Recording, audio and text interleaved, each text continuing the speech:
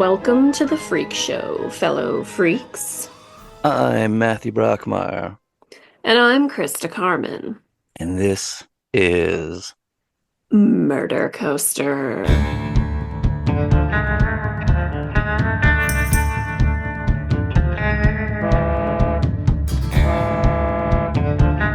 Breaker 19. This is Murder Coaster coming at you on your RSS Big Slab with the tail long haul truck driver and bumbling psychopathic serial killer, Keith Jesperson, the happy face killer.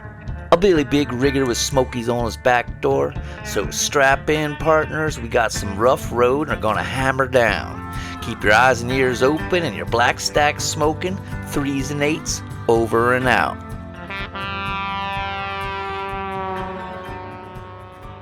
Let's begin. Prologue. Put on a happy face.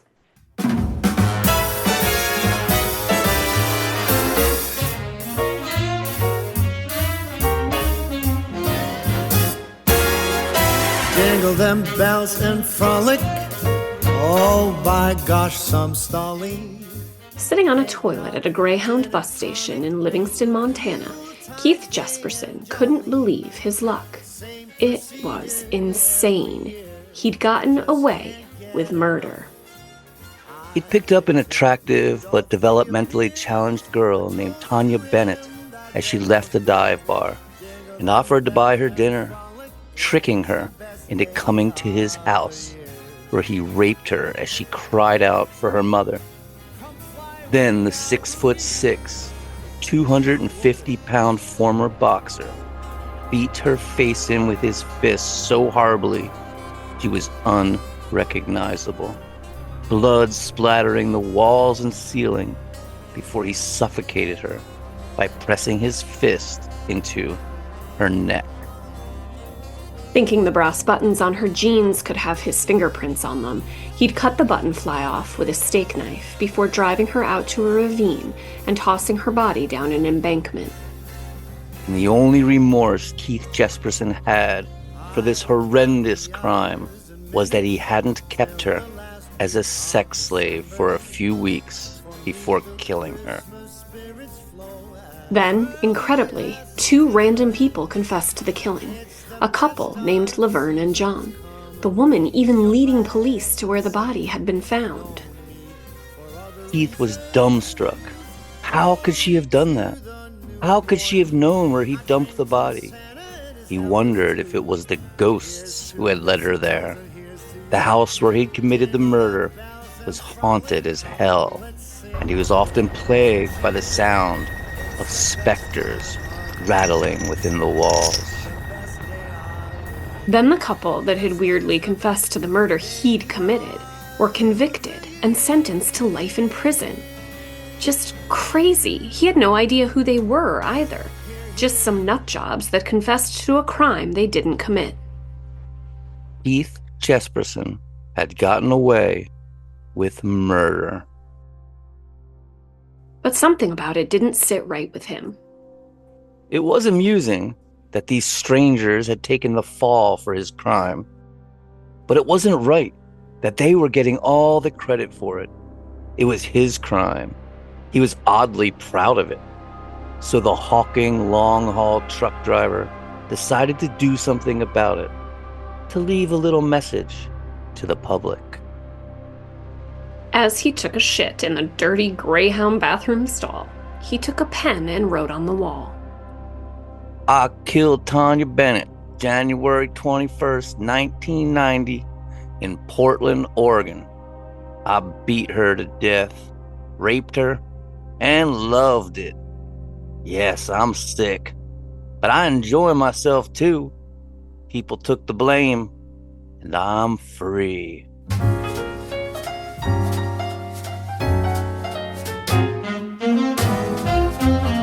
He signed his little message with a smiley face. But no one noticed. No one said a thing. So when he got back to Oregon, he did it again. This time saying, killed Tanya Bennett in Portland. 2 people got the blame so I can kill again. Cut buttons off jeans. Proof.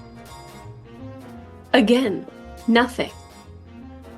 Tanya became his ultimate masturbation tool and fantasy.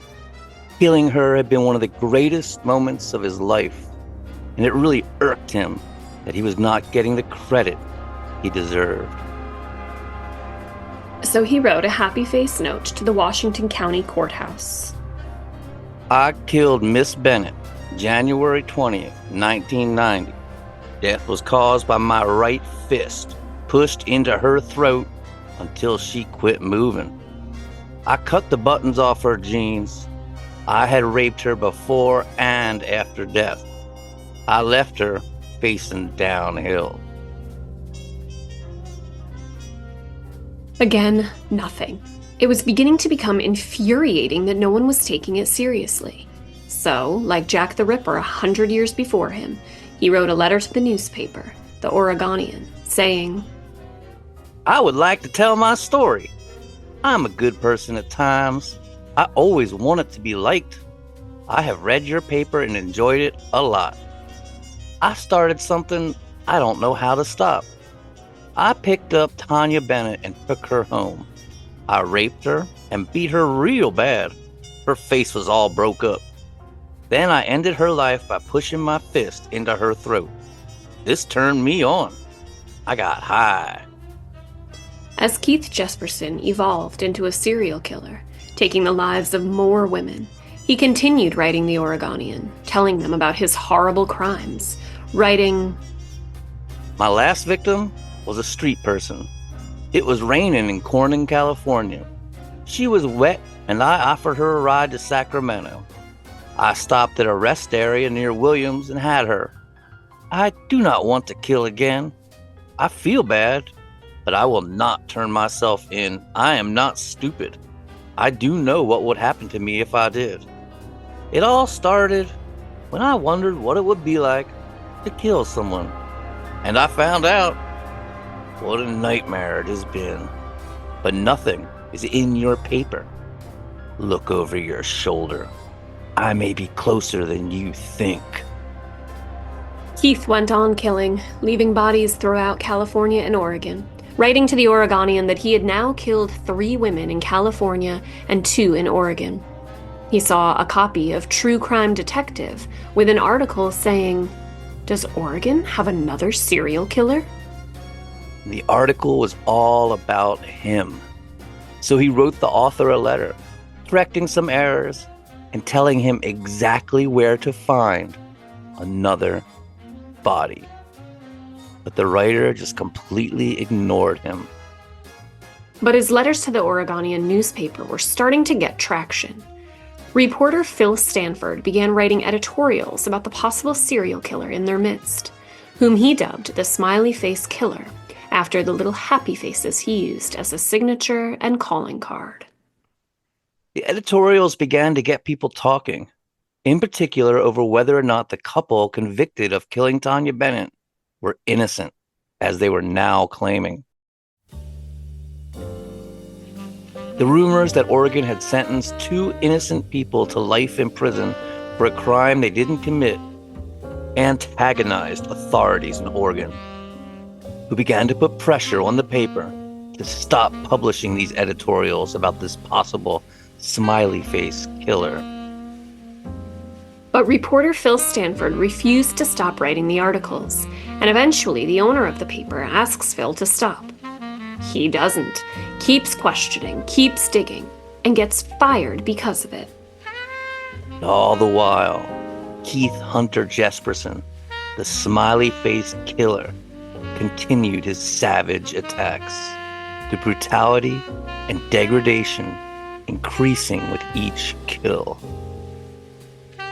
This is so spooky and so like a horror movie. This horrible serial killer writing letters to the press about his crimes, but no one believes him. Only this one lone reporter who's fired, and Keith is a long-haul truck driver targeting sex workers across the country in random towns from Spokane, Washington to Crestview, Florida, making his crimes incredibly difficult to solve. But eventually the whole shit show came crashing down in a truly bizarre and deeply disturbing way, leaving the world to wonder Who exactly was Keith Jesperson, this smiley-faced killer? And who were the strange couple that confessed to his first murder? Chapter 1. The Jespersons.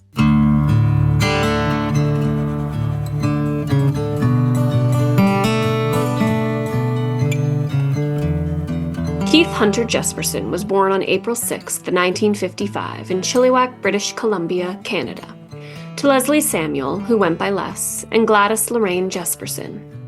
He was the middle child, with 2 brothers and 2 sisters. The Jesperson clan were some hardcore, rugged Canadian people, supposedly descended from warrior Danes who thrived in the rugged wilderness. It's wild. They're a wild family. In the 1800s, the Jespersons immigrated from Denmark to New York, then drove across America in a covered wagon to San Francisco, then north into Canada, where they settled on Fairfield Island. Keith's grandfather, Arthur, had been a blacksmith who'd lived through the Canadian Dust Bowl famine, known as the Dirty 30s, eating gophers. His brother, Keith's great-uncle, committed suicide by hammering a 3.5-inch nail through his skull and into his brain. They were hardcore, rugged folks. Keith's dad, Les, was working a welding forge when he was in kindergarten, shoeing horses and clearing land as a child. When an epidemic swept through British Columbia, killing hundreds, he made coffins for the dead. Les dropped out of school in the 10th grade to work as a whistle punk in a logging camp. There, he taught himself Morse code, advanced mathematics, hydraulic and mechanical engineering, designed and built a machine for pulling logs, and a splitter for making cedar shakes. Interesting story. I have a redwood cabin with redwood shakes, and we put an addition on it, and we could not get those shakes, which were basically a byproduct of the logging industry. Apparently, there is only one place in the world that still makes redwood shakes, up in Crescent City, way out in the woods. So we drove up there. They're still using the same splitting machine. I think it's from the 1930s to make these shakes. But now they use all recycled wood and no logged wood. And you can also see the carnivorous plants, the cobra lily, in the wild there. I love carnivorous plants. Same. Although I have rotten luck with them. I've had like a Venus flytrap that died. I basically just want to have the giant plant from Little Shop of Horrors in my house, so I don't think that's too much to ask. The Venus flytraps are very difficult to keep going, but if you just get like a pitcher, like the basic pitcher plant, or like even these cobra lilies, they're really hardy. You just got to remember to keep it wet in the summer. If they dry out at all in the summer, they're marsh plants. They live in a swamp. Good to know. Noted. But you can keep them out in the winter. They can snow on them and stuff. That's super They interesting. go dormant in the winter, yeah. Adding to my to-do list of things to, anyhow, so Les Jesperson was an absolute powerhouse, like a force of nature.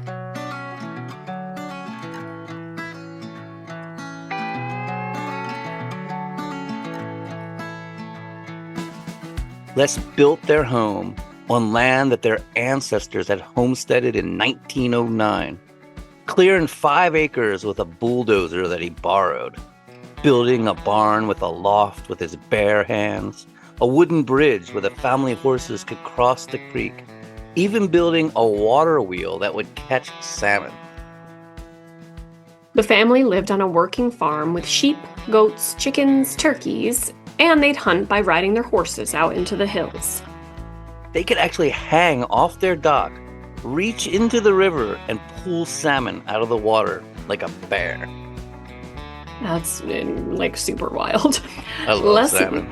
Yeah, right? I wish I had that skill. Just Les manufactured logging equipment, had a construction business, and farmed. But Les was also astute as a businessman and politician. At 28, he became the youngest alderman in Chilliwack history. Les collected metal scraps and welded them into art, and even had some displayed in a local museum in Saskatchewan. He was a true jack of all trades. He was an accomplished musician, an artist, a sculptor, and a poet. And later, his big claim to fame would be inventing a spread-lock clip for hop growers that anchored a climbing string to the earth so that hop vines could grow up them. And then he designed a machine that manufactured the clips, making 600 clips a minute. Les also drank hard and smoked hard, eventually becoming a full-on alcoholic. But he gave up smoking cigarettes, which he'd chain-smoked, when he coughed so hard he cracked 3 ribs. That's fucking crazy, man. That's some coughing. And little Keith saw his father as almost godlike, a Viking king who demanded obedience. He had a savage and dark sense of humor. As a child, when Keith asked how to tell if the electric fence was working, he told him to piss on it, which Keith did, the shock going into his testicles and knocking him to the ground. Les just told his son, "Consider it a learning experience." Keith's mother, on the other hand, was prim and modest. She was still an incredibly hard worker. She sewed all of the children's clothes, grew vegetables, canning and processing the food the family brought in. But she was very proper. There was no talk of sex in the family, ever. Nothing untoward. Keith said he didn't even know what sex was until he saw 2 dogs humping. Out of all 5 children, Keith was considered the slowest, as his sister described him, quote, "the one who dawdled," end quote. He was always dragging his feet, staring open-mouthed at the sky, 20 feet behind everyone else, always lost in daydreams, a big, lumbering oaf. As a child, he couldn't ride the horses. He'd just fall right off the damn things. As the slow kid, Keith often ended up getting the brunt of the discipline. Les demanded obedience, and any transgression was met with harsh punishment, beating the children with a thick leather belt and saying, "All my children got it. When I was a kid, I was strapped harder than any of them, and I didn't grow up to be no serial killer. A lot of kids could use a little beating nowadays. I raised my kids like I was raised." Some of Keith's first memories are hiding from his father under the kitchen table while he bellowed, "Don't you run away from me! Come and get your lickings, little pup." I actually stole that last part from the book The Shining, so. The family all seemed to agree that Keith's only real friend was the family dog, Duke, who adored Keith, sleeping curled up with him. As Keith would say, "I fed him scraps at the dinner table and let him lick my plate. Having a male dog as my constant companion gave me a head start about sex. He'd jump any bitch smaller than a Great Dane. Maybe that's why I always liked the doggy style. It was the first sex I saw." Gophers and muskrats were seen as pests on the farm, and Keith and the family killed hundreds of them. As a child, Keith would grab a muskrat by the tail and yank it up out of the river, throw it up on the bank, or his father and brothers would club it to death. It became a fun family game. They did it for recreation, killing varmints, beating them with shovels until they were drenched in blood. Keith said he was also instructed to kill all the garter snakes, which I don't get at all. No wonder you have so many varmints. You killed all the damn snakes, you dummies. Disturbingly, Les also instructed Keith to kill all the stray cats, which often included litters of kittens, which would cause his sisters to weep and wail, begging them not to do it. Keith had a BB gun and brags of being such a good shot that he was once able to shoot a boy right in the pecker while he was peeing. He also had a slingshot he'd use to shoot marbles at his neighbors while he hid in the bushes. Keith shared a birthday with his older brother Bruce, and always felt that joint parties were more focused on Bruce. He was filled with resentment, a figure of ridicule for his brothers and sisters. He's just a lumbering lunkhead, big and slow. He didn't learn his alphabet or how to read or write. And he would just scribble in his notebooks at school and be terrified to bring home his report card, fearing a beating from his drunken father. Eventually, it was revealed he was nearsighted and couldn't see the blackboard. He was given glasses and his grades improved a little, but by this time he was far behind the other students and would never catch up.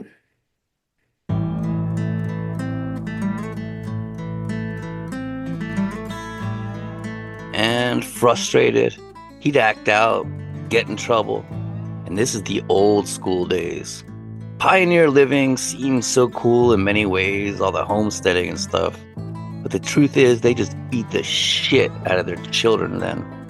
Even at the school, which used corporal punishment. The school would administer beatings with a paddle they called the beaver tail. As Keith would later say, the beaver tail looked like a hasp file, only flexible. It had a wooden handle 5 inches long with a leather belt 2 inches wide and 18 inches long. By the time I got to the 6th grade, I had been nailed by the strop at least 15 times. The standard punishment was 3 times on each palm and allowed to swell. Then repeated 3 more times and then a waiting period before my hands were forced under cold water, which hurt worse than being hit. The whole process lasted 20 minutes. At home, Dad would be told that I got in trouble at school, hence out come the belt, and I'd take another beating. The next day, I couldn't sit or write. And Dad seldom beat Bruce or Brad, but our older sister Sharon got it. Once when he was drunk, I saw him break down the bathroom door to beat her. It was always worse when he was drunk. Ostracized by his family, friendless, he found companionship and comfort with animals. He found a raven with a broken wing and brought it in, putting a splint on it, making it a little bed of rags inside an orange crate, nursing it back to health. He named the creature Blackie. But then his brother Bruce took the bird to a neighbor's house, where they nailed its outstretched wings to a board and used it as a target for knife throwing. Ugh, that's so fucked up, man. I love ravens. They're like super smart. They're so smart, they're weird. We had generations of ravens over the years. They'd antagonize our dogs all the time. And if we didn't feed them kitchen scraps, and when I say feed, I mean like take a plate of food out for them when they came to the window calling, then they just like rip apart our garbage just to fuck with us. Putting That's empty hilarious. cans of trees, yeah. I know people who got them to bring them stuff. Yeah. But our ravens they never brought us shit, man. They were takers. They were takers. They were mean too. They fuck with the dogs. Obviously, Keith was quite upset when he found out his brother had killed his raven. So he stomped into his brother's room and destroyed all his airplane models, which he'd been making and collecting since he was a child. As Keith said, I got punished for wrecking the models. But Bruce didn't get punished for killing my raven. Dad just said, "Get over it, son. It's just a dumb bird."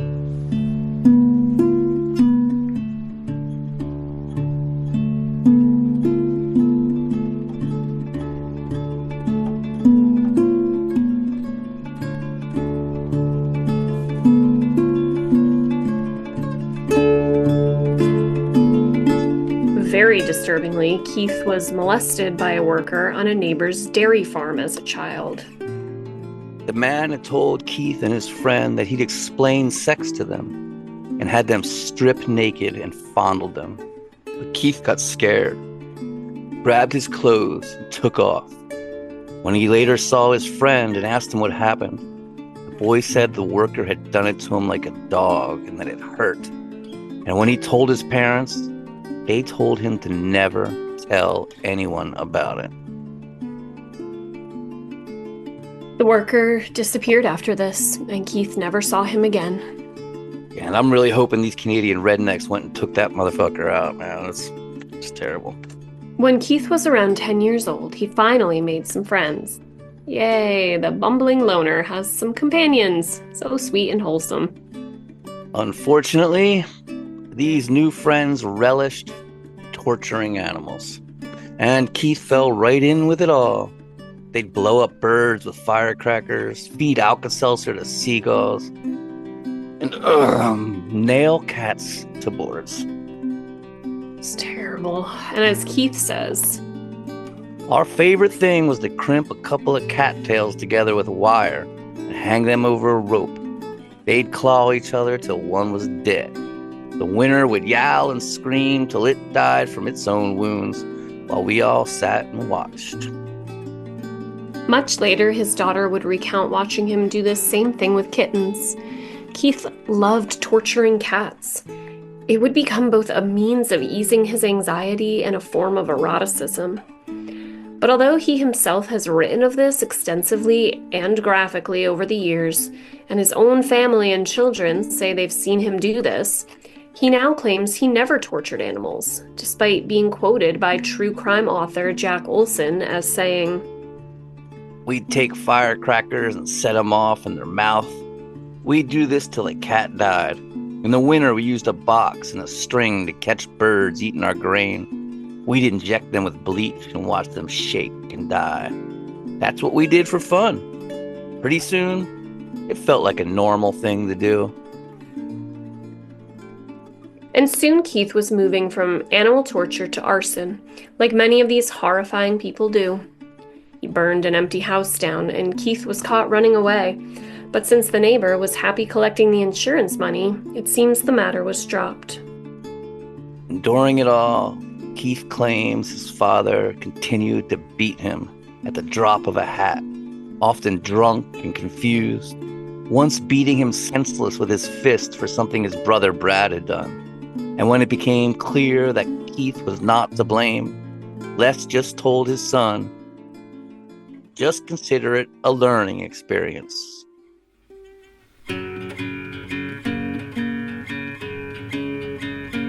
But in other ways, Keith and Les had a good relationship, working together, fishing and camping, going on epic road trips. At one point, Keith memorized a dirty song he'd heard from some older kids during a camping trip. At his brother's urging, he reluctantly sang it to his father, worried what his reaction would be. But his father loved it. Les thought it was hilarious, and afterwards would make Keith recite it for folks. "Good morning, Mr. Murphy. God bless your heart and soul. Last night I fucked your daughter, but I couldn't find her hole. I finally got it out, sir. It was red and black and blue. God damn it, Mr. Murphy. Next time I'll butt fuck you." Oh my god, and Keith was embarrassed and super confused about it all, saying, "Dad turned me into his little monkey on a string. He'd haul me out in front of women and everybody else to sing that song. Around the house, we couldn't even whisper words like breast or sex. But in front of company, I could use words like buttfuck. I just couldn't figure adults out."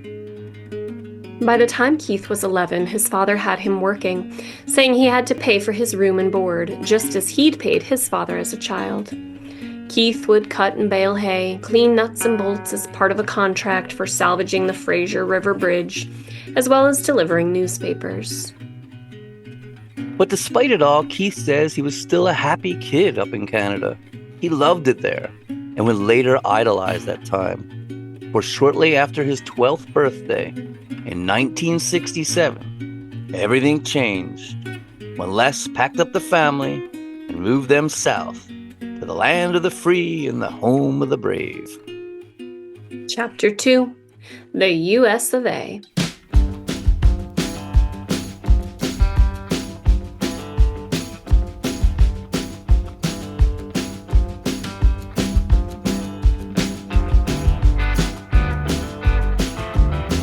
As we said, Les had developed a type of clip that anchored to the ground and held the lattices for hops. And he had copyrighted this invention and created a machine to manufacture the clips.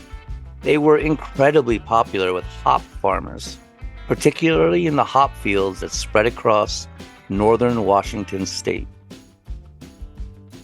The town of Selah, Washington is actually only 4 hours south of Chilliwack, Canada, where Keith was raised. And when hop farmers there asked Les to move to the United States and design machinery for them, he'd set on it, his restless pioneer spirit moving the family onwards. And on Easter Sunday, 1967, the Jespersons moved into a 6-bedroom house with a pond and a bomb shelter and a massive amount of acreage.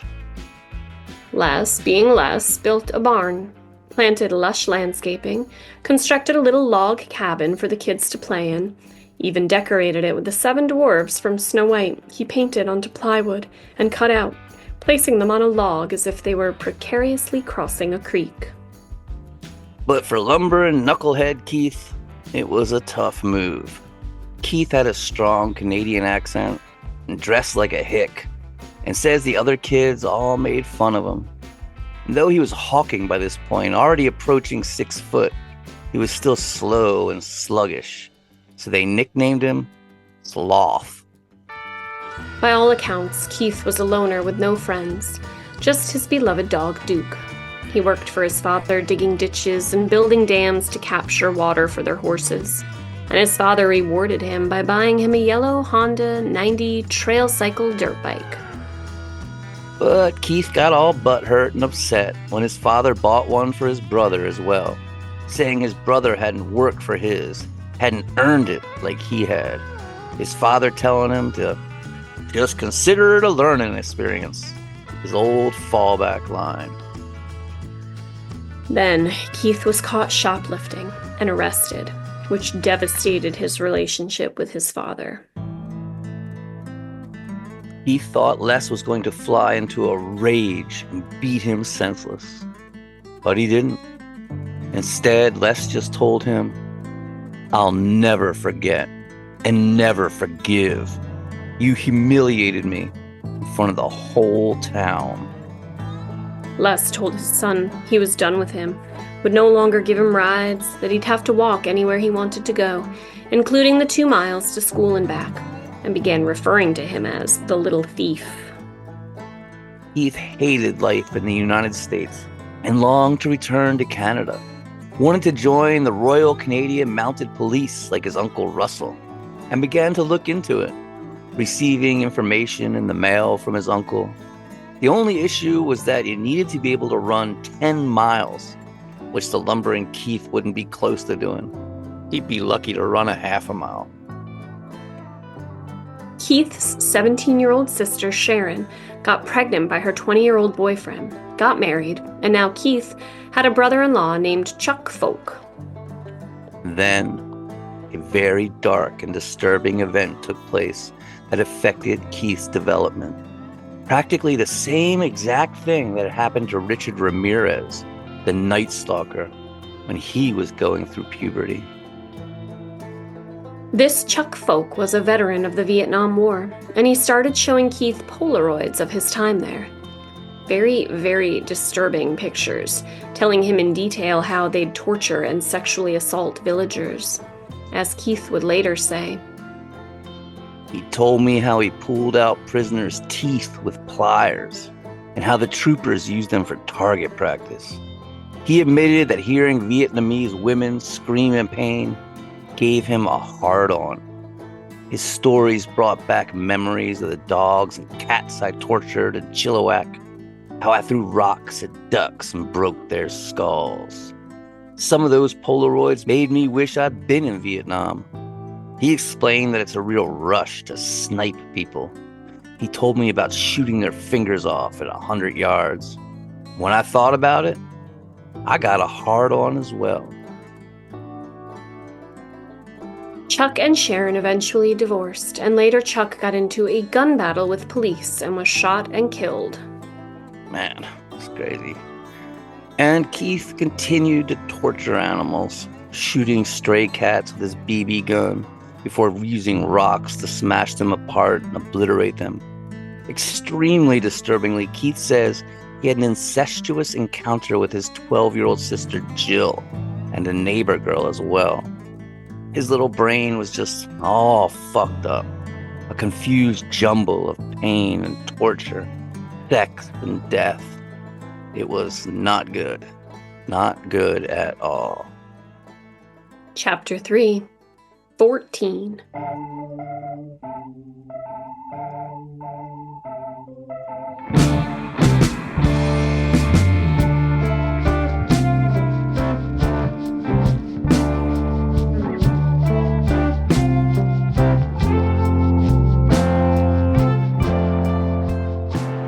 By 14 years old, Keith was working with his brothers Brad and Bruce for their father, manufacturing the famous hop clips, cranking out nearly 1,000 of them a minute on the machine his father had designed.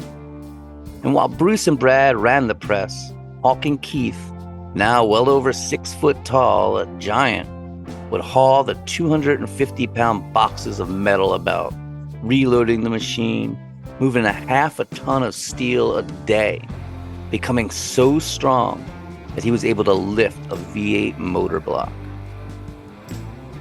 He was a giant who didn't know his own strength. Once, playing around with another kid, he accidentally snapped his wrist. Keith resented having to do all the dirty work in the machine shop. Any job that could cut, burn, or involved sticking your hand in a grease was the job that he got. Things got so heated at one point that Keith grabbed a shotgun and told Brad to just take it and shoot him if he planned on working him to death, saying, "Go ahead and kill me, you prick." Bruce had to separate them, but as Keith said, "From that day on, I considered my brothers dead. I'm sure they felt the same about me." And Keith was awkward and weird around girls as well, trying to talk to them, then being rejected, and quietly stalking them, creeping them out, this lurking, leering giant. Sadly, he never went to a single dance or the prom. But Keith claims he did find romance as a youth, losing his virginity on a camping trip. He says that wandering the beach one night, he met a beautiful, slightly older girl, around 18, sitting all alone by a campfire. Sure, that happens all the time. Keith said, "She told me how handsome and tall I was. We kissed, and after a while, she began to take off my clothes. She grabbed my hand and guided my fingers. I got hard, and she said, 'That'll do nicely.' She laid me on my back and climbed on top and popped my cherry, raped me over and over, till I couldn't even get it up anymore." That sounds like a complete fantasy to me. Yeah, I've heard this same exact story plenty of times when I was in middle school from the other kids. I don't know. I obviously wasn't there, but I can't help but speculate that if anyone got raped on the beach, it wasn't Keith Jesperson. But who knows? Chapter 4, 1969.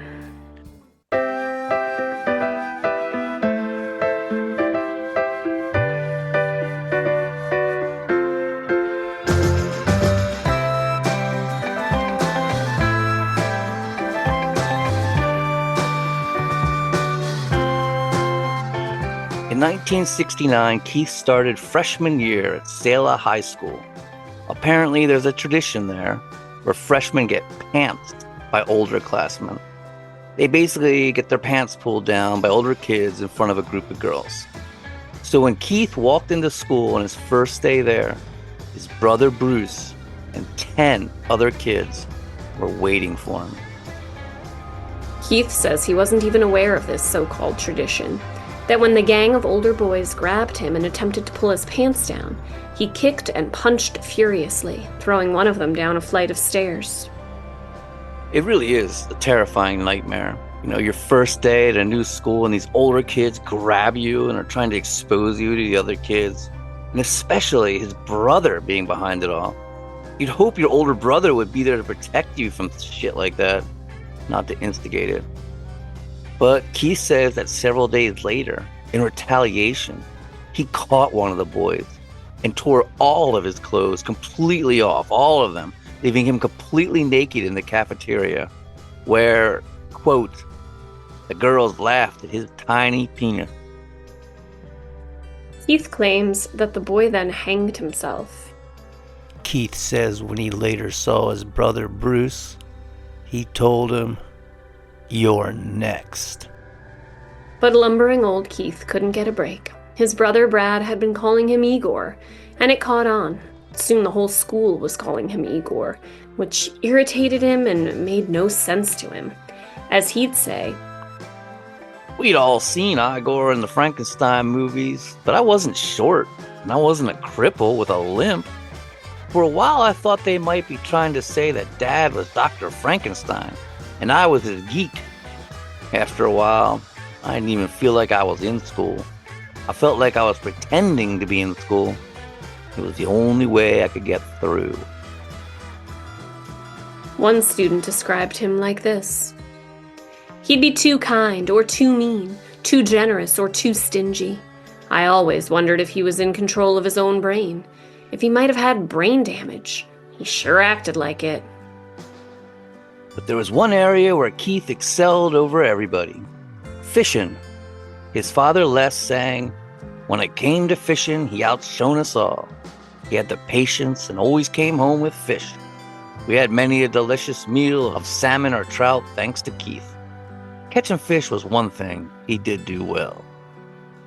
When Keith turned 16, he bought a 1961 Super 88 Oldsmobile V8 for $400.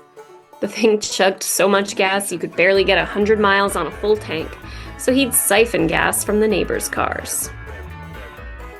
And then he got him a 1947 Willys Jeep. Pretty badass right there.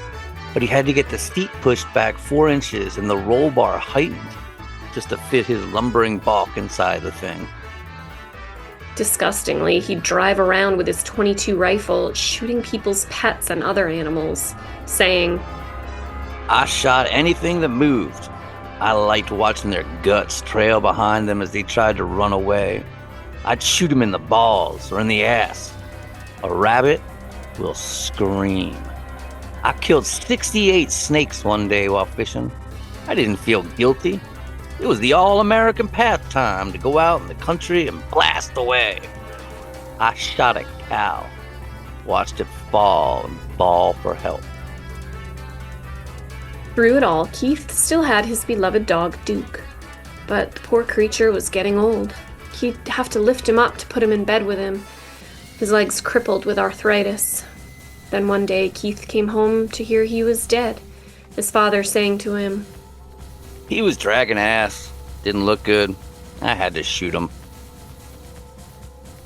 Keith was devastated, felt it was like murdering a family member. He grew incredibly angry, and after that, Keith began abusing whatever pets Les brought home, in particular the poodle he tried to replace Duke with.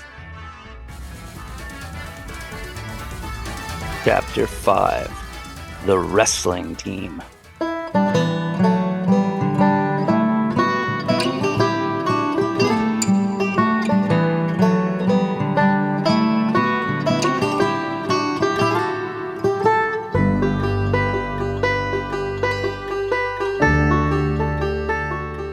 Keith was on the wrestling team, where he did fairly well, eventually making varsity and becoming a letterman. He was massive by this point, a good 6'4" and still growing, giving him a massive edge, but he was still awkward and slow. And Keith would always get teased by his teammates for not being able to climb to the top of the rope. Remember those ropes in gym class? Did you have those? Like a rope hanging Hell there? yeah, we had those, and I'm gonna annoy the shit out of you right now by telling you that I was freakishly good at it because I was a gymnast, so I would always show everyone up. I could never get to the top of the damn thing. Yeah, I was probably a little asshole. I used to shimmy my way up, no problem, and then be like, "What? Like it's hard?" So one day Keith decided to prove them all wrong. He was going to get to the top of that rope. He'd show them. He took the thick rope in his beefy hands, worked his muscles, strained upward, using his feet to grasp the rope, cinch it, rising higher, higher, slowly pulling himself all the way to the top. And as he looked down triumphantly, the rope tore loose from the bracket and he went tumbling 25 feet down to the hardwood floor. Witnesses say he bounced 3 feet. He was knocked unconscious, and when he woke, he was in so much pain that he began to weep. The wrestling coach telling him to stop acting like a baby, and all the other wrestlers laughing at him. He couldn't put weight on his left foot and was dizzy. His mother took him to the emergency room. They told him he had a severe sprain but would be fine in a few weeks. Couldn't walk for well over a week, and his foot was so swollen that he had to cut open his boot to fit his foot inside it. Months passed, and he was still in unbearable pain. At the wrestling banquet, he was introduced as Tarzan the Ape Man, and everyone laughed at him.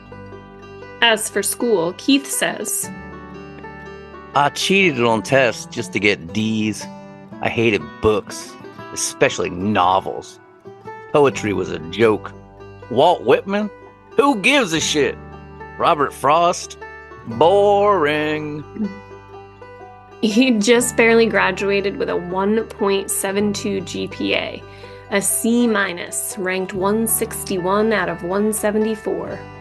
His IQ was recorded at 102. With his messed up foot and bad grades, he wasn't getting into the Royal Canadian Mounties, so that dream was dashed. Les had fallen into pretty hardcore alcoholism by this point, starting every morning with a glass of whiskey, keeping a bottle in his car and stashing them about work and home.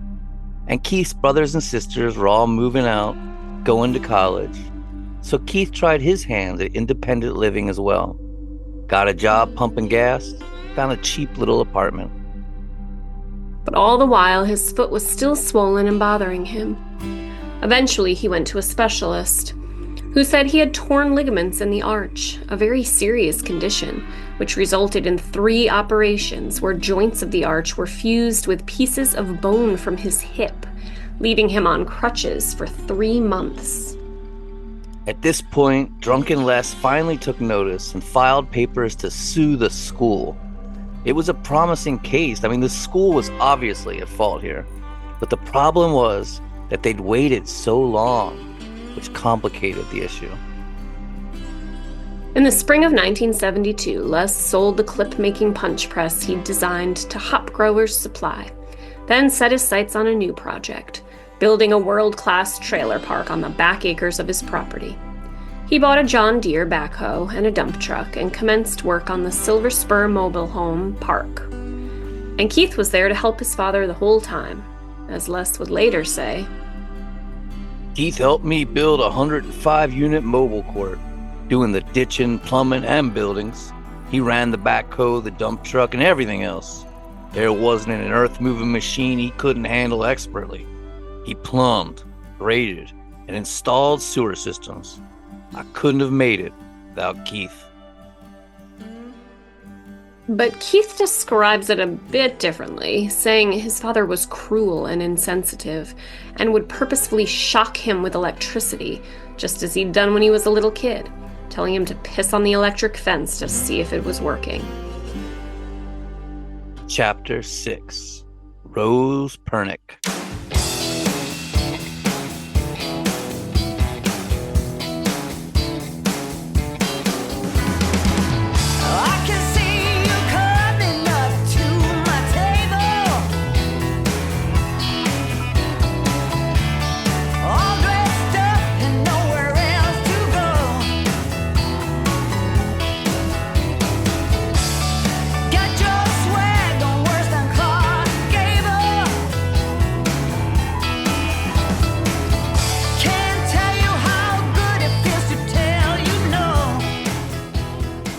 In September of 1974, Keith rode his motorcycle to Idaho to watch Evel Knievel attempt to jump the Snake River Canyon on his rocket cycle. The event was a dud, and Keith pulled up just in time to see the rocket's parachute deploy prematurely, dumping Evel in the bank of the river not far from where he'd started, far up above. Soon after this trip, he met a waitress named Rose Pernick, a 17-year-old high school senior. She served him a hamburger with no meat between the buns. He said, "Miss, think I could get a little meat on this burger?" The two flirted over the accident, and he asked her to come to see the Seattle rock band Bighorn, and she did. Yeah, and I actually listened to this Bighorn, deep research to the end. It's good stuff, 70s stadium rock. These big love anthems, handlebar mustaches, sequins, denim. Good stuff. Those 70s rock love anthems must have worked, because he kissed her during the concert and she kissed him back. Soon the lovebirds were engaged. You know, I have a sneaking suspicion, I don't know if this is true or not, but given how he says he lost his virginity there to this beautiful mystery woman on the beach, I bet he lost his virginity to Rose and then immediately married the first woman he had sex with. I don't know if it's true or not, but it's the feeling I'm getting. I mean, yeah, the story on the beach makes no sense. It's probably the story he told Rose so that he didn't come across as so inexperienced. The only way I see the story on the beach to be true is if he saw a girl on the beach and fucking raped her. Yeah. Well, 17-year-old Rose wanted out of her house. She wanted independence from her parents. And the wedding was set for right on her 18th birthday. But it was all happening too fast for Keith, who says he went to his father saying, "I can't do this. I don't know if I love her." But his dad just said, "I've already invited the relatives. Don't disgrace your family, son." So on August 2nd, 1975, they were wed. Keith, now 6'6", towering over his little bride, Rose. For their honeymoon, they stayed at the Starlight Motel on the Trans-Canada Highway. It poured rain, the bed was broken, and they fought all night. Then they moved into Les's trailer park, Space 56 of the Silver Spur Mobile Home Park. Keith struck out on his own for a while, operating the backhoe at a lumber company. But after another operation on his foot, he again returned to working for his father, plowing snow, fixing hot water heaters, building fences, planting trees, whatever needed to be done. At night, he'd creep about the trailer park, peeping into windows to watch women undressing, fantasizing about them, just like all the other creepy fucks before and after him. He just fits the mold to a T. And one of Keith's main jobs at the trailer park was killing stray animals. As Keith says, "I decided to take no prisoners. I killed the pests with whatever I had. Hammer, sickle, scythe, screwdriver, shovel, my bare hands. One night I killed 7 cats and kittens. Caught a dog in our garbage and used a hook scythe to cut off his head. I threw cats in the incinerator. I set one on fire. Another cat I got into our burn barrel, poured in gasoline and threw in a match. The cat howled. It made me hot and hard. I knew it was wrong to hurt dumb animals, but I did it anyway.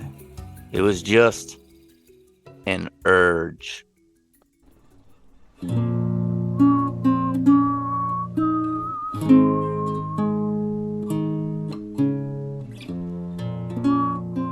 In the summer of 1976, when Keith was 21, the lawsuit with the school about his foot was settled. He won and was awarded $33,000. He thought about moving back to Canada. He says he longed to return there. He was still a Canadian citizen, had yet to even apply for his American citizenship. But in the end, he took up his dad's offer to be a full-time manager at the Silver Spur Trailer Park with a 10% ownership. His father convinced Keith to invest the money from the settlement into the trailer park so that they could add 46 more lots. In return, Keith received $600 a month and was given a pickup truck with a snowplow attachment. Rose was made the bookkeeper. But Rose wasn't trained as a bookkeeper and had no idea what she was doing, and the park itself was crumbling. The sewage system failed. They had to borrow money. They couldn't pay back their creditors. Eventually, they just gave up and sold it. Keith then got his first long-haul trucking job at Moffett & Sons. Then their daughter, Melissa, was born in July 1979, and shortly afterward, they had a son named Jason Roy in September 1980. And Keith was now only home 5 or 6 days a month, working as a long-haul truck driver, and he longed to be back in Canada. where he felt he truly belonged. So he found a job at Fording Coal Company in Elkford, British Columbia in April 1981. He was now 26 years old, driving coal trucks with 7-foot-tall tires. And eventually he became a welder there, which earned him much more money. And things were finally looking up. He was back in Canada where he felt he belonged, where he fit in. He was earning really good money for the first time in his life. And that's when everything imploded.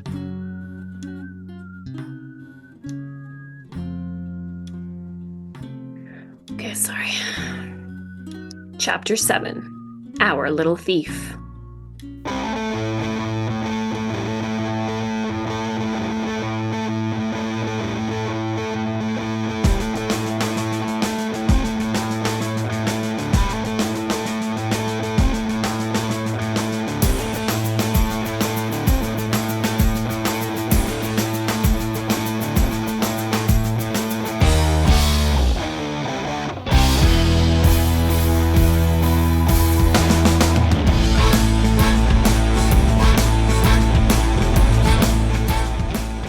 Claims everyone stole from the coal mine, that it was accepted, that his own boss stole enough automobile engine parts to eventually build his own Chevy motor.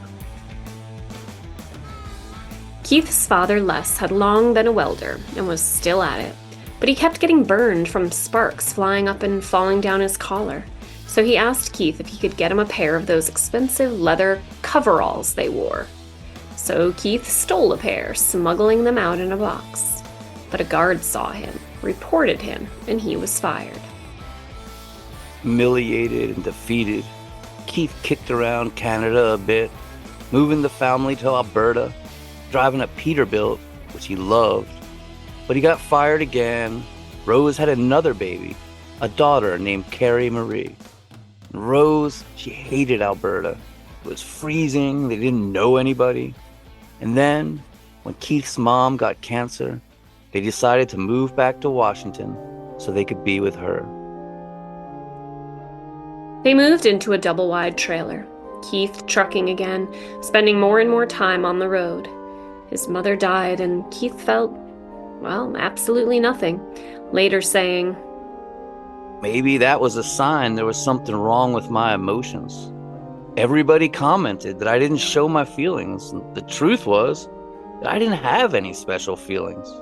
It struck me as funny that the others were all crying. I said, what's the big deal? She's ashes now."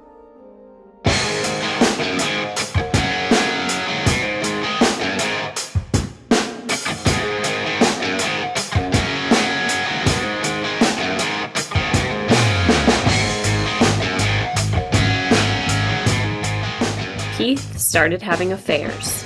He hooked up with a swinger couple, then, so he claims, 2 beautiful teenage girls that would fight over him. He says he even had sex with the babysitter. There were also women along his trucking routes he'd see.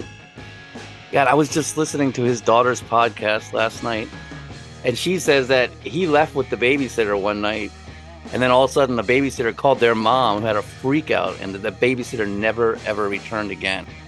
Well, Keith began picking up prostitutes and truck stops, saying he was so good at sex that word got around and the sex workers would fuck him for free because he was so, quote, big and patient.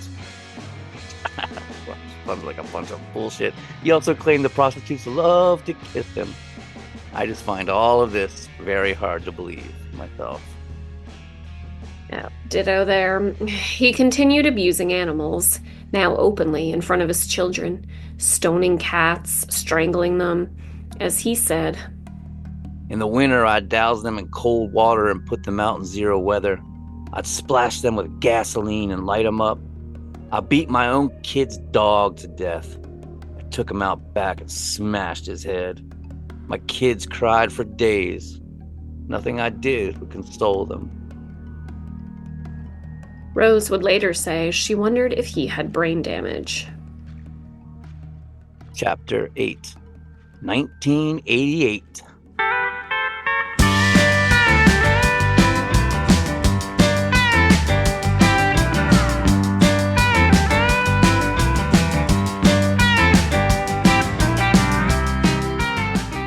Peggy Jones was a skinny waitress in Weed, California, who'd see Keith when he came through town. He told her he wasn't married, but she had her suspicion. They became a couple of sorts. She'd even join him on trucking runs. She loved sex. As Keith would say, Peggy was the only woman I ever met who could keep up with me and still want more. Peggy pestered Keith to get a divorce, which he says he actually brought up to Rose, who simply ignored him. But it appears Rose was on to his infidelities and sick of his coldness and animal abuse. And when Keith returned home from his next trucking trip, he was gone. The house was empty. She'd taken everything.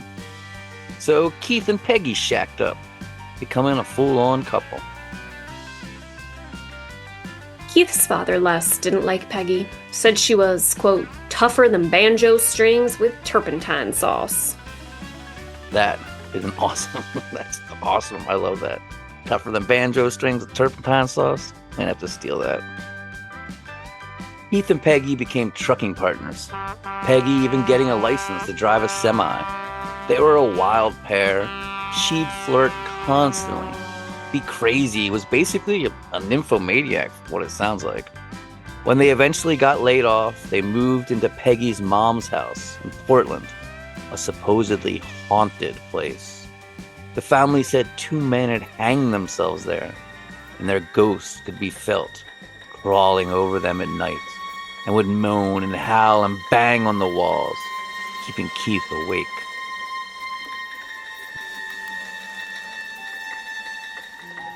Broke and struggling, Keith sold everything he owned. His bicycle, his fishing equipment that he'd been collecting since he was a kid. Things were all weird. Peggy would constantly get drunk and flirt with men.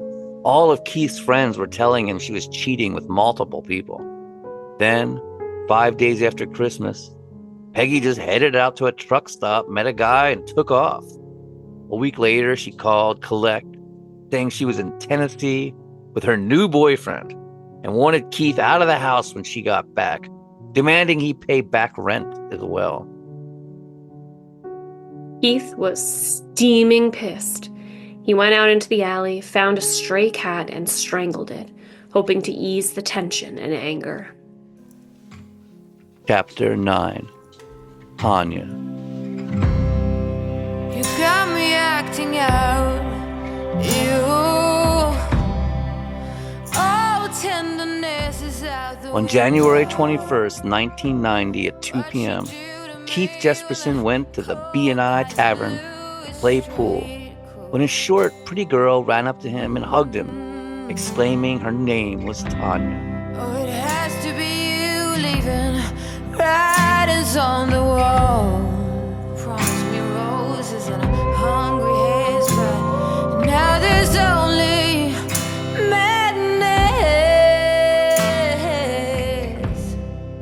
The barmaid informed Keith she was developmentally challenged and to pay her no mind. Keith shot some pool and went back to the haunted house, listening to the ghosts in the walls. But he couldn't get the girl out of his mind, so he went back to the bar just in time to see her walking out the door. Keith couldn't believe his luck. There she was, walking out all alone. So he strolled up to her and introduced himself, saying he was the guy she'd hugged earlier. She said, oh yeah, she remembered him. And he asked her if she'd like to go get a bite to eat. Sounds good to me, she said. Keith explained he had to swing by his place real quick to pick up some cash and invited her inside. The spider had set its trap, and the two entered the haunted house. Keith says he kept thinking about what he'd done to the cat earlier. How he'd fully possessed it, completely dominated it and controlled it. And this feeling overwhelmed and thrilled him. Complete dominance and control. He says he wanted to keep Tanya as a sex slave, maybe keep her there chained up for a few weeks. Having a sex slave would become his dominant desire and fantasy, though he was far too impetuous to ever pull it off. He crept up behind her and tried to kiss her, but she darted to the door. 6'7", 250-pound Keith was right there, easily overpowering her. So she gave in to him, saying, "Why don't you get it over with and take me out to dinner? No more kissing. I'm not in love with you. Let's go. I'm hungry." He says he thought that this attitude was selfish.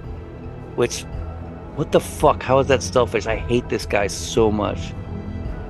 And so he thought, since she was being selfish, he beat her face in, pounding until she was unrecognizable and her teeth were poking through her flesh, saying, "It felt like with the cat, only better." God.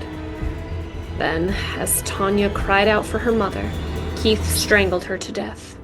He cut off her button fly, thinking there might be fingerprints on it, then wrapped a bit of rope around her neck, saying the ghosts were rattling and moaning the entire time, and that he called out to them, telling them they had company now. He went back to the tavern to establish an alibi, then came back to the haunted house where he may or may not have had sex with her corpse, then dragged her out to his car using the rope around her neck, jamming her into the front seat of a borrowed Nova hatchback, her head resting against the window as if she was simply sleeping or drunk. You got me acting out.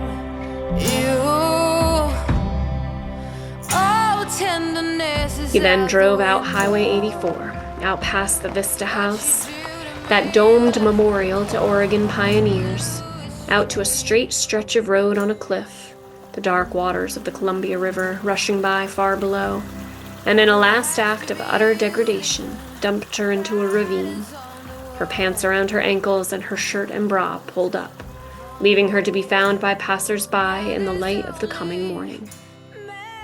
He then drove up Sandy River Road and threw her purse into a blackberry patch, where it would sit for 5 long years before being found and solving a very tangled web of mystery. Chapter 10. John and Laverne.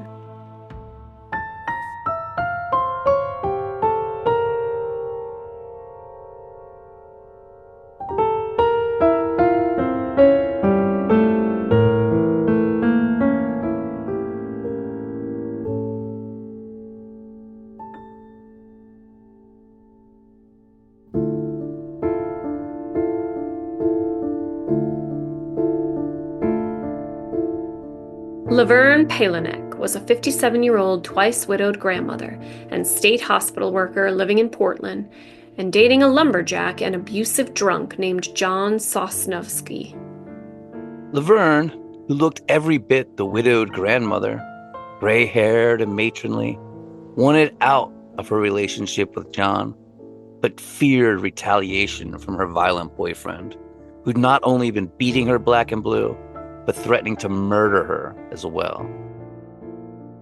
John was on parole for a string of drunken offenses, including several DUIs, so Laverne thought if she could get his parole revoked, she'd be free of him. First, she called the FBI and accused him of being a bank robber, which didn't work. So when Tanya Bennett's body was found out on Highway 84, Laverne anonymously called the local police, claiming to have heard a man bragging of committing the murder and giving them the name of her boyfriend. They somehow misspelled the name, and nothing came of it, so she called another police department, again telling them that John Sosnovsky was responsible. These cops went to John's parole officer, and speaking with him, they were able to determine that it was Laverne who'd made the anonymous call and went to interview her. When police originally interviewed Laverne, she claimed John had called her and said he was in trouble, and to meet her at a truck stop in Troutdale and to bring a shower curtain. Red flag. If someone calls you in the middle of the night and tells you to meet them at a truck stop and bring a shower curtain, don't do it. Laverne told police that she helped John dispose of the body and then produced the button fly cut from the victim's jeans as proof, But when compared to the evidence, it was obvious these were not the buttons from the victim's pants. And she broke down and admitted she'd cut the fly from her daughter's pants. A couple days later, she returned to the police again with another swash of buttons. And that, too, was determined to be from separate pants. Then Laverne broke down in tears, saying, "It's terrible to live your life in jeopardy. I want him caught. He's guilty anyway."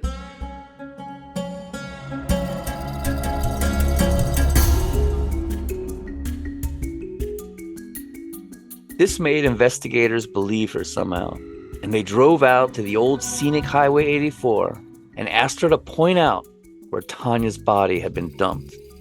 As they drove along, she caught a speck of crime scene tape that was still remained and yelled, "Here!" She was actually 30 yards off, but for investigators it was close enough, and both she and John were arrested. But when the district attorney reviewed the case, he thought it looked weak. There was no shower curtain with the body. A search of John's car failed to provide any forensic evidence at all. And there were eyewitnesses saying John was in a Portland bar 25 miles away all night. It just didn't add up. So the DA set to release the two. But then Laverne changed her story again, this time in a tape-recorded confession, saying when she arrived with the shower curtain, Tanya was still alive, and that they'd taken her to the historic Vista house, where she'd helped John murder Tanya, and had held her down and wrapped a piece of rope around Tanya's neck while John raped her. Investigators, meanwhile, were grilling John, who denied it all, maintaining his innocence. They gave him a polygraph, which he failed miserably. He demanded another, saying he wasn't lying, and failed that one as well. When his home was searched, a scrap of paper was found, saying, quote, "T. Bennett, a good piece," end quote, which Laverne had planted, thinking she was clever. Now they were convinced they had their killers. By now, Laverne realized she'd gotten herself in a whole mess of trouble. So she told police she'd made the whole thing up. But now they didn't believe her. And her latest, taped confession had even convinced the district attorney, who'd originally thought John was too feeble and weak to haul a body down the embankment, but thought he could have done it with Laverne's assistance. Laverne was put on trial on January 24th, 1991. She pled innocent, claiming she had lied to police to escape her abusive relationship with John, saying, "I started a lie and it snowballed on me." But jurors didn't believe her, and she was found guilty and sentenced to life imprisonment, narrowly escaping the death penalty. Now, John Sosnowski was scheduled for trial. But with the two failed lie detector tests, the scrap of paper saying Tanya was a good piece, as well as Laverne's tape-recorded confession, his lawyers told him there was a good chance he was going to receive the death penalty if he didn't plead guilty and plea bargain for his life. So that's what he did. Hours before his trial was set to start, receiving a life sentence in prison.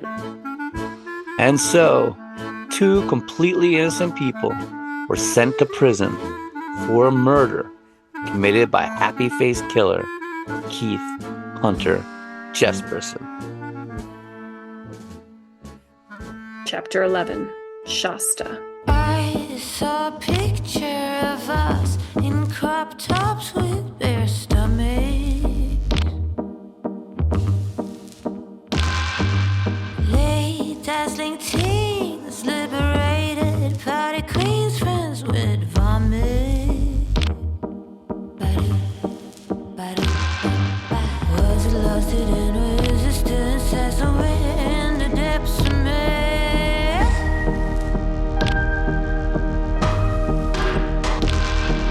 Take me on a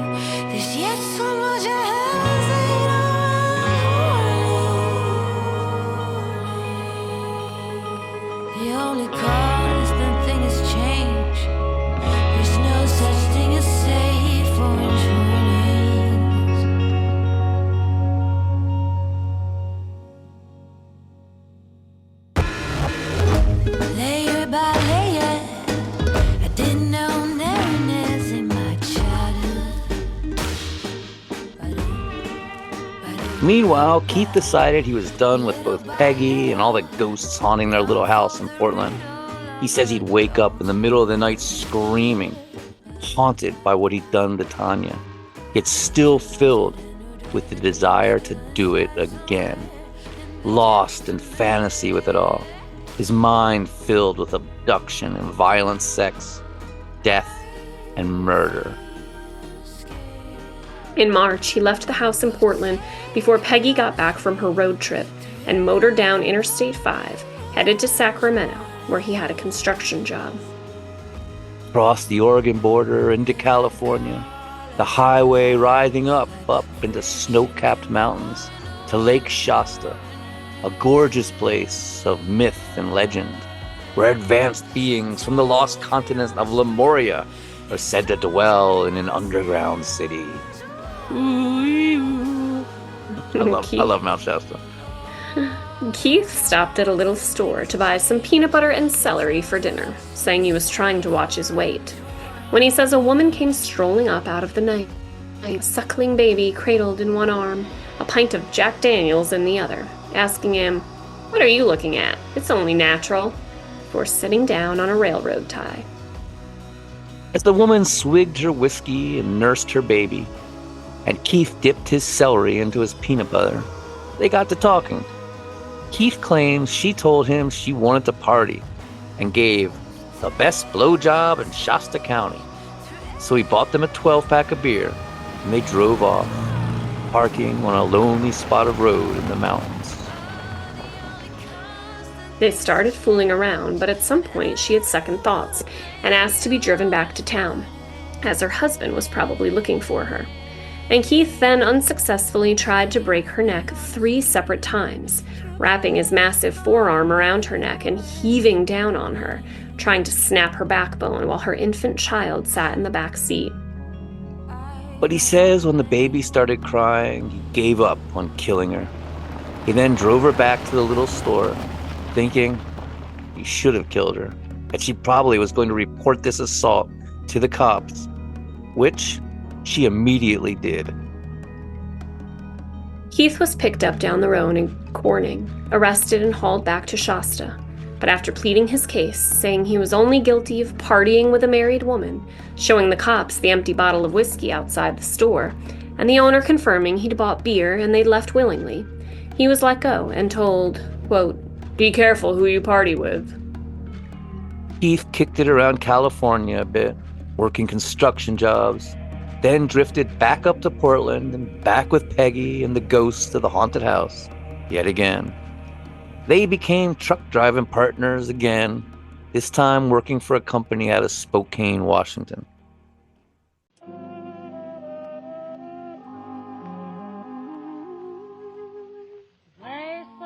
They were headed towards Chicago with a truckload of lumber, traveling through a snowstorm in Iowa, when, at the Rock Island check station, the scale master red-lighted them for being overweight, fining them $84. It was the wet, heavy snow that had gathered on the load that caused them to be overweight, and Keith was pissed. It was Iowa's snow. He wasn't going to pay for it. The scale master then ran his name through the NCIC computer and saw he had a warrant in Shasta, California, for sexual assault. So he was arrested. After a few days in jail, waiting to be extradited, he was told the charge had been reduced to simple battery, and the cost of extradition to California wasn't worth it, and they let him go. He hopped on a Greyhound and in Livingston, Montana, penned the first of his smiley face confessions on the bathroom wall. And in a rest area in Umatilla, Oregon, he wrote another smiley face confession on another bathroom wall. When Keith's trucking boss heard about the warrant in Shasta, he fired him. So in February of 1991, he went to Alaska to work on a fish processing ship, the Ocean Pride, in Dutch Harbor. But he hated being on the ocean, so he flew back to Portland and got another long-haul trucking job with a company in Yakima, Washington. He drove the highways, crossing the country, delivering rebar, frozen meat, lettuce, driving from Oregon to Florida to California to Idaho, across the Rocky Mountains, past the Great Salt Lake, down into the canyons of New Mexico and the deserts of Arizona. All the while, he dreamed of what he'd done to Tanya. He couldn't stop thinking about it, regretting not taking more time with her, keeping her chained up for days, weeks, as his sex slave. He was still seeking sex workers at truck stops, getting more and more rough with them. His violent fantasies taking over his mind until the monster within took over and he went on a horrendous cross-country killing spree. And it is here, ladies and gentlemen, when this burgeoning killer and psychopath becomes a full-on serial killer, that we leave you. But we will be back next week with the conclusion of the Happy Face Killer. And we have an amazing bonus episode for you as well, with the ghostwriter who helped Hunter Jesperson write his new memoir, Happy Face, A Family of Monsters. And she gives us very deep insights into the mind of this killer. You're not going to want to miss it. Thanks so much for listening. And you got a case you like us to cover, you want to say hi, reach out to us at murdercoasterpodcast@gmail.com. That's murdercoasterpodcast@gmail.com. See you next week. Thanks so much. Bye.